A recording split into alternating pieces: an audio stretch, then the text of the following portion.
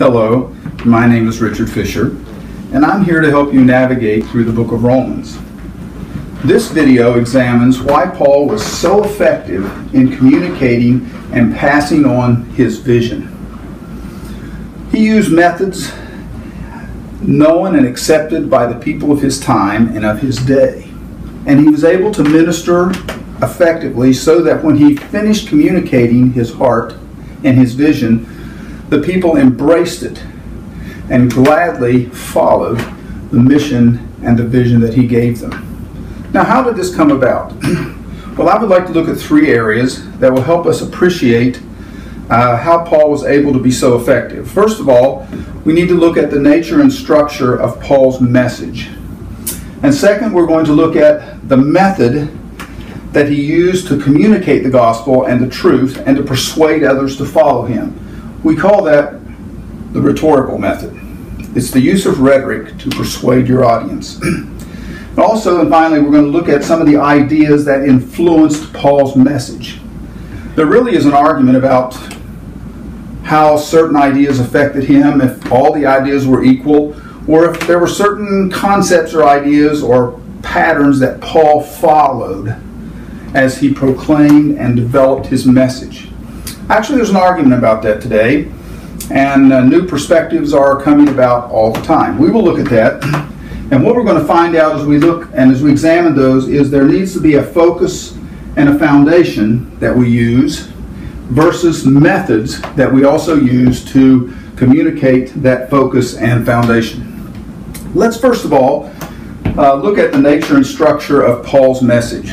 We're going to call that, in general terms, the law of teaching.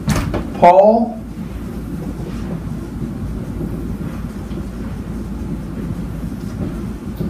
followed the laws of teaching, and because he followed these and structured his message likewise, he was able to communicate clearly in a way that the people were used to and that they would understand.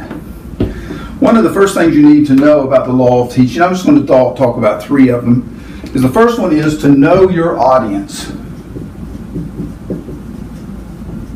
To know your audience. You need to know what they need. You need to know how they think. You need to know the things that influence them. That's why we actually go through the book, or the textbook, by Jeffers on the Greco-Roman world. We read this book so that we begin to understand the times of Paul. Likewise, when we do our work in our own ministries, we need to know our people. We need to understand. We read the newspaper. We're acquainted with how people think. You need to meet the needs of your audience whenever you address them. And so you need to know your audience. Second of all, you need to know your material. You need to master your material. You need to understand why you need to talk about it. You also need to know what you're going to say. Now, that's actually why we use commentaries. Paul would have spoken with people. Matter of fact, we know he spoke with James. But he used the Word of God and the prophets of old. There was many pages, many manuscripts lying around. He studied under Gamaliel. He was a man who was educated, and he used that to know and master his material. And third, you need to know the teaching process. You need to know the teaching process. How do people learn? How do you actually convey ideas? And what we discover is that when we look at the book of Romans, he uses a teaching model that has become commonplace even in our day. We call it the hook, book, look, and took process. First of all, there's a hook where you meet the people where they are, you touch a need, and you draw them in to your lecture or your message. We find this in Romans 1, the hook. Then there's the book. It's when you explain what you're talking about. You develop the themes and the ideas that are necessary for them to understand so that you can begin to persuade them to action. We find this in Romans 1 through 11. Then we have the look, and this is applying, giving us ways, helping us think through how we can actually apply what we have learned, developing principles for life. And we find this in Romans 12 through 15. And finally, we have the took. The took is how you actually apply it. You take it on mission in a specific way. And this we find in Romans 16. When we look at the way Paul develops his book, he develops it in a way that allows us to understand how we go about communicating effectively. That brings us to the rhetorical method. When we think about the rhetorical method, we just pause and step back and say, now when I read through the book of Romans, what are some of the things that I see? When you read the book of Romans, did you notice certain things that appeared, that stood out? For instance, did you see how that Paul developed and certain themes and how they reoccurred all the way through chapters 1 through 11? It seems like he was always dealing with the issue of sin. He was dealing with the issue of the law and how it interacts. He was dealing with the struggles we have with the flesh and with the sin nature. He was dealing with the concepts of faith and how this actually works and what righteousness means and its flip side, justice. And as he deals with these, it seems like he develops them at each stage of the righteousness development plan. You notice this. You may notice something else. For instance, you may have noticed all the questions that are used. He uses a dialogical style where he asks a question, usually it's rhetorical, so that he can imagine what issues are being discussed or the rebuttals that are being formulated. But he uses these questions to move along his actual message. We notice that there is a rhetorical framework as we read it. You don't see it at first, you actually feel it. I noticed the first time I read through Romans, when I got through chapter 7, I almost said, I have that struggle. I could identify with what Paul was saying. I said, I've been there. And when he said, thanks be to God who through Jesus Christ, I went, yes, that's what I could feel. It's almost like Paul grabbed a hold of my heart and grabbed a hold of my emotion and kind of led me through this experiential pathway, and I felt it.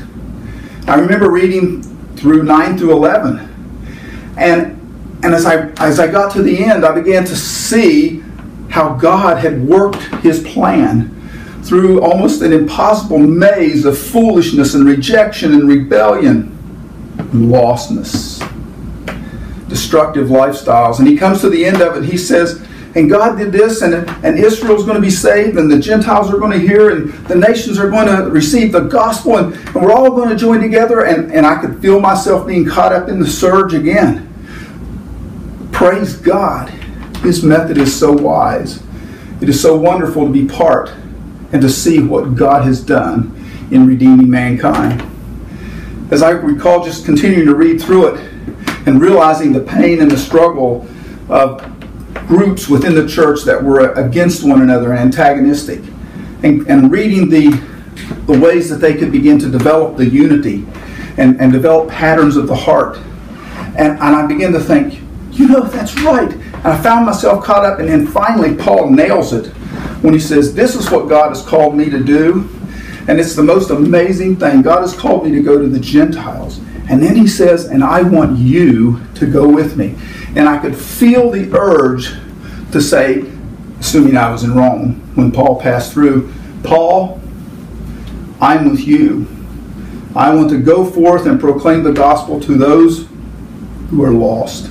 I sense that, and that's what a good rhetorical speaker actually accomplishes. And when you read Paul, you don't even know what he's doing, but you feel it. And that's what I would like to look at, because that's why Paul was so effective. He actually wrote in such a way that it was so powerful, it put into play the very rhetorical methods that were very familiar in his day and very effective in communicating. Basically, he developed the skills of the rhetorician, or of rhetoric. There are three areas whenever you talk about rhetoric: ethics, passion, and logic. Of course, they defined them in a unique way. Ethics was like a personal bridge. Ethics is when I learned to identify with you so that actually you like to listen to me. You sense that this person is walking with me through life. I want to hear what he has to say. Passion is that sense of importance that you begin to convey. What this man is talking about, he really believes in. It must be important. And once again, it moves you, and he gets a hold of your emotions, and you say, I want to hear what this man has to say. It may be a changing moment in my life. That brings us to the last one, logic. Logic, well, it's just convincing. It's a convincing position. And when you begin to write it down logically, all of a sudden you have an emotional hook that begins to develop. And then you're persuaded. You're persuaded to think the way they think. And then you want to agree with what's being said. And finally, it so touches your life that you want to say, I will do it. You begin to think of ways to act it out. Often, we engage Paul's rhetoric. And when you begin to do that, you will understand where he is going and why he deals with certain issues. And you will find yourself agreeing and getting excited about his vision. So when we're talking about the rhetorical method, we're talking about ethics, we're talking about passion,